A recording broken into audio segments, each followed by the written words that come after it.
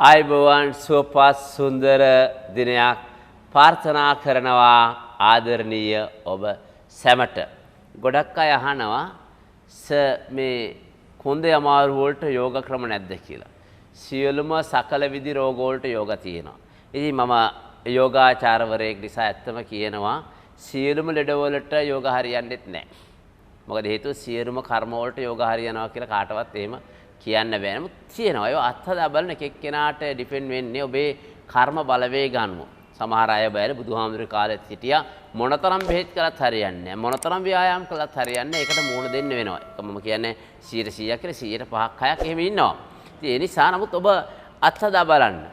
කොඳු යට පෙළේ වේදනා, කොඳු යට පෙළේ ආබාධ ගැන තමයි අද මම විශේෂයෙන් කතා කරන්න. මතක තියාගන්න. කොඳු යට පෙළේ ආබාධ, කොඳු යට පෙළ හා සම්බන්ධ රෝග තත්වයන් ඇති වෙන ප්‍රධාන හේතු කාරණා ගණනාවක් තියෙනවා. එතකොට මේ හේතු කාරණා වල මුල් වෙන්නේ එක හේතුවක් තමයි අධික තරබාරුව. මත දෙන එක අධික තරබාරුව. ප්‍රධාන හේතුව. හේතුව තමයි ඔබ අධික ලෙස තරබාරු නම් ඔබේ සුසුම්නාව ස්පයිනල් කෝඩ් සුසුම්නා නාඩියට ඒක දරා ගන්න බැරි වෙනවා. බැරි වුණාන් පස්සේ ආතරයිටිස් වෙන්නත් පුළුවන්. කොන්දේ ආබාධ එන්නත් පුළුවන්. අද බහුල වශයෙන් පීඩා විඳිනවා කොඳු යට පෙළේ ආබාධ වලින් අධික තරබාරුව. දෙක වැරදි ඉරියව්. ඔබ ගොඩාක් වෙලා වාඩි වෙලා ඉන්න කෙනෙක් නම් මම නිතර කියන දෙයක් තමයි හෘද ආබාධ හැදෙන්න ප්‍රධාන හේතුවක් තමයි ඔබ වාහන එලවගෙන යනකොට විශේෂයෙන් ඩ්‍රයිවර්ස්ලාට තමයි වැඩියෙන් බ්ලඩ් ප්‍රෙෂර් හાર્ට් ප්‍රොබ්ලම් තියෙන්නේ. ඔබ කිලෝමීටර් 100ක් යනවා නම් අඩු ගානේ කිලෝමීටර් 20ක් 25ක් විතර ගියාට පස්සේ නැත්නම් 50ක් ගියාට පස්සේ වාහනේ බහින්න බෑලා වටයක් පොඩි වාහනේ වටයක් ඇවිදින්න නැත්නම් චේ එකක් බොන්න වතුර එකක් බොන්න නැකිట్లా එළියට පහළට ගිහලා පොඩ්ඩක් ඇවිදින්න. එතකොට අර පීඩනය කොන්දට හෘදයට එන පීඩනය අඩු වෙනවා. ඒ නිසා මතක තියාගන්න කොඳු යට පෙළේ ආබාධ එකක් වැරදි ඉරියව්, අනික අධික තරබාරුව. ඊට පස්සේ වැරදි ශල්‍ය කර්ම වලින් කොඳු යට පෙළේ ආබාධ ඇති වෙන්න පුළුවන්. ඒ වගේම වැරදි ව්‍යායාම රටාවක් නිසා කොඳු යට පෙළේ ආබාධ ඇති වෙන්න පුළුවන්. කෙසේ වේවත් මේ අභ්‍යාස බරපතල ගණයේ කොඳු යට පෙළේ ආබාධ නෙවෙයි, සාමාන්‍ය ගණයේ කොඳු යට පෙළ ආබාධ තියෙන කෙනෙකුට අත්හදා බලන්න පුළුවන් අභ්‍යාස කීපයක් කියලා දෙන තමයි දැන් සූදානම් වෙන්නේ. පළවෙනි අභ්‍යාසය මේකට කියනවා මරි රාජිරා ආසන. කොහොමද දෙන්නේ? ඔන්න බලන්න. සෙමින් ඉදිරියට ඇදෙන්න බලන්න අත් දෙක තියලා හොඳට. කියලා පා දෙක අතර අඟල් 6ක විතර පරතරයක් තියාගන්න.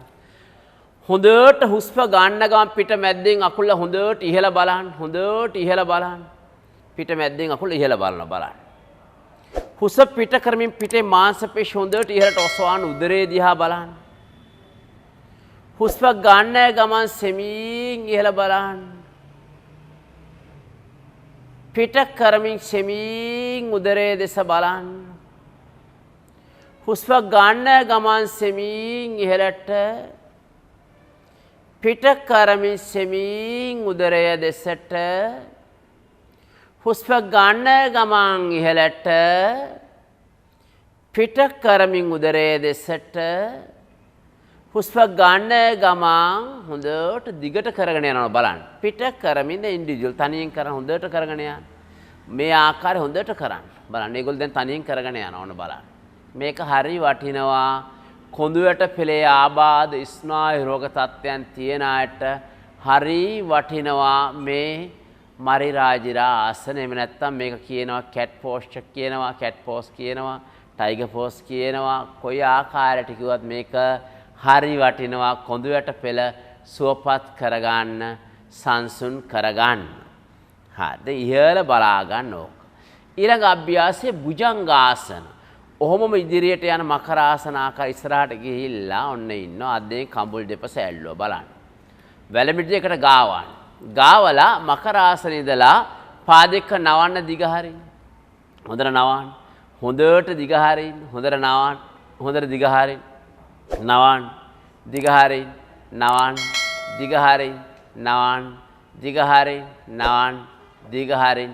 සැහැල්ලු. ඔහොම හිටියා. අත් දෙක සෙමිහින් උරහිස් මට්ටමට ගන්න. අරගෙන නිකට පොළවේ තියාගන්න. හොඳට නාස්පුඩු තුලින් පෙනහල්ල පිරෙන ආකාරයට හුස්ම ගන්න. දෙයත්ල පොළවට තද කරලා පපුව හා ගෙල සෙමින් ඔසවන්න. සෙමින් ඔසවාන ඇස් පියා ගන්න. මනසේ අවධානය කොඳුයට පෙළ දෙසට යොමු කරන්න. සෙමින් පහළට එන්න කොඳුයට පෙළ ඈත් මෑත් වෙලා තියෙන එක නිසි තැනට ගේනවා මේ ආසනය. නැවත හුස්ම අරගන්න. සෙමින් යන පපුව අහගෙන හොඳට ඉහළ බලන්න. රැඳිලා ඉන්න. පිට කරමින් සෙමින් පහළට යන්න. දැන් සෙමින් පාද පතුල් මත හිමින් පිටපස ගිහලා වාඩි වෙන්න. සෙමින් නල්ල පොළවට තියාගන්න. නැවත සෙමින් එන භුජංගාසනට හිමින් ආපු විගසෙන භුජංගාසන හොඳට එන භුජංගාසන පිට කරමින් එන සසංකාසන කොඳුයට පෙළ හොඳට සක්‍රිය වෙනවා. එන භුජංගාසනේ හොඳට භුජංගාසනයට ශසංකාසන හිමින් එන සසංකාසන සෙමින් එන භුජංගාසන හොඳට ඉහළ බලා ගන්න. පාද පතුල් මත වාඩි වෙන්න. වාඩි වෙලා නල්ල පොළවට තියන්න. අත් දෙක සෙමින් කලව උඩ තබා ගන්න. ඇස් පියා ගන්න. එන සෙමින් එන බලන හිමින් එන වජ්‍රාසනේ අත් දෙක දැන් කලව උඩ ඇස් පියාගෙන මනසින් සිතෙන් සිර ලිහිල් කළා. කොඳුයට පෙළ සුවපත් කරන්න කොඳුයට පෙළ සක්‍රිය කරන ආසන ගණනාවක් තියෙනවා. ඊටම සරල වශයෙන් අත්හදා බලන්න පුළුවන් ආසන දෙකක් තුනක් ඔබට කියලා දුන්නා. ඉතින් මේවා අත්හදා බලන්න ඊට අමතරව තවදුරටත් යෝගා හදාරන්න ඕන නම් ඔබ අපිට කතා කරන්න අපේ දුරකථන අංක ඉදිරියේ දිස් වෙනවා. ඒ වගේම මේ YouTube channel එක ආදරණීය ඔබ සැමට බෙදා හරින මහඟු සත්කාරයක්. ඉතින් මේ සත්කාරයට දායක වෙන්න කියලා ආදරණීය ඔබ සැමගෙන් ඉල්ලා සිටිනවා. දැම්මම වහ subscribe කරන්න එන්න එකතු වෙන්න කියලා ඉල්ලා සිටමින් ඔබ සැමගෙන් ආදරණීය ඔබ සැමගෙන් සමුගන්න අවසරයි. ඔබ සැමට දීර්ඝායු. Ceylon Life